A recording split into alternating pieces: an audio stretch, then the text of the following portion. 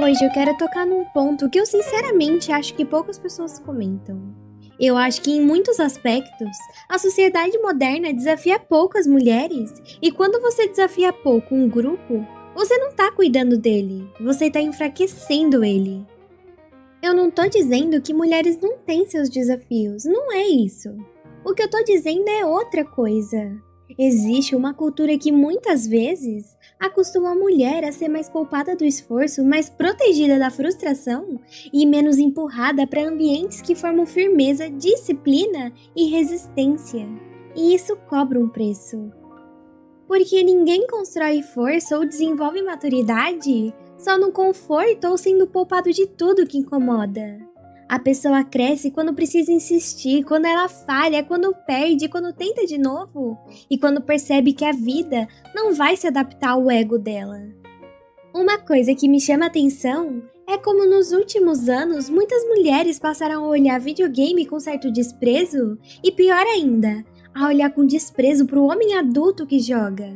Como se isso fosse automaticamente sinal de maturidade, perda de tempo ou falta de ambição. E eu acho essa visão muito errada.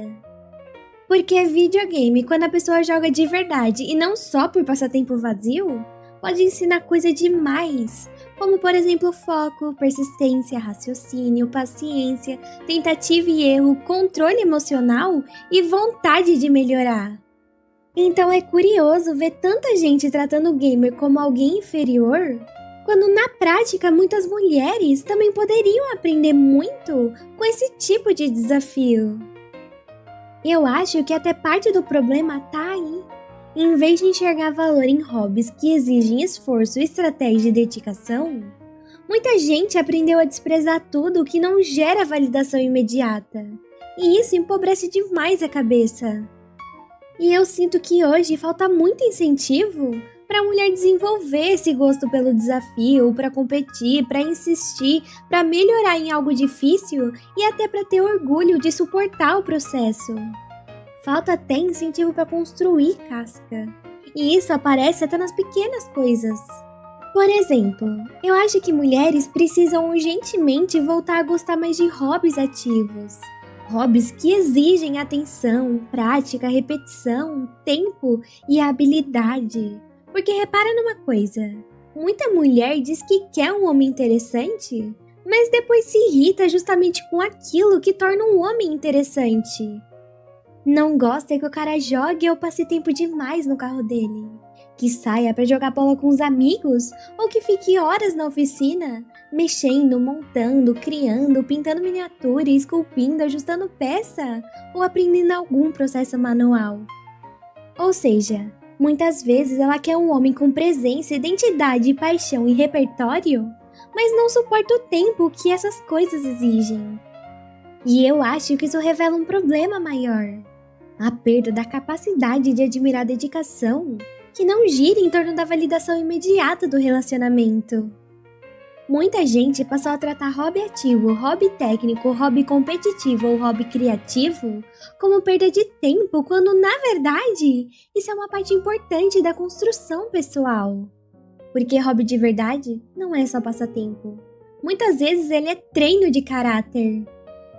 Um homem que passa horas tentando melhorar num jogo, cuidando de um projeto, aprendendo uma habilidade manual, jogando bola com disciplina ou montando alguma coisa, ele tá fazendo mais do que gastando tempo.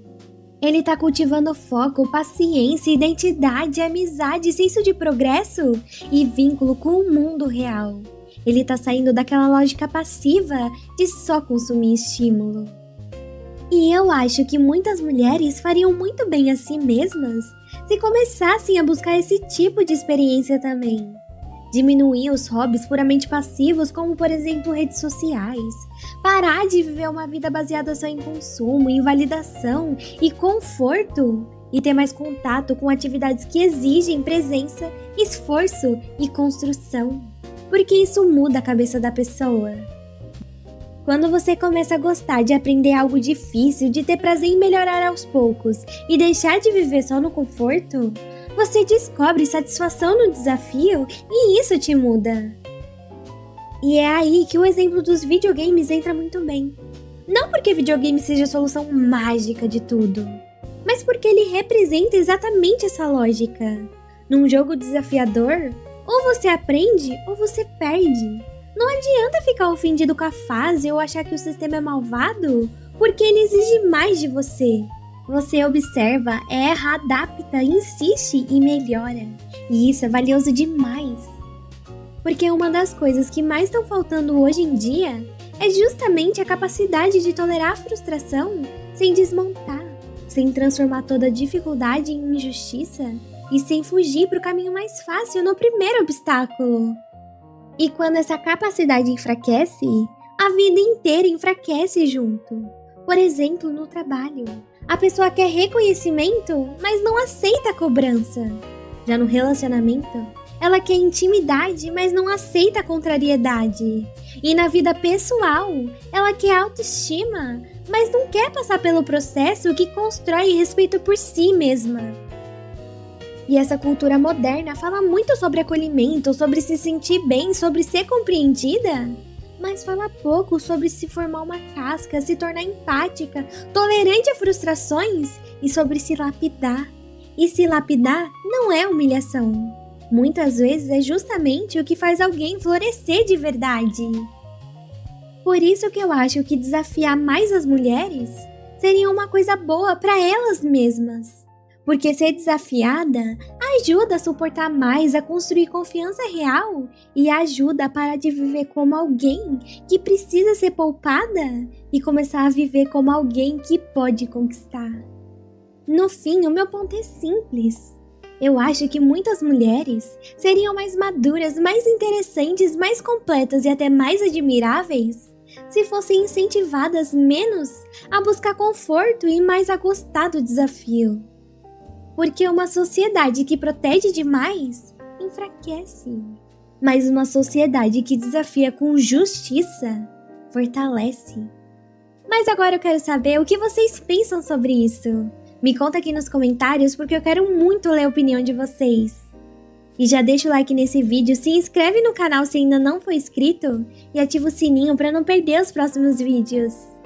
Compartilhe esse vídeo com alguém que vai ter uma opinião forte sobre esse tema. E se o botão de hype aparecer pra você, aperte ele também porque isso ajuda demais o canal. E se eu não te fiz pensar, pelo menos te irritei. Kaiju.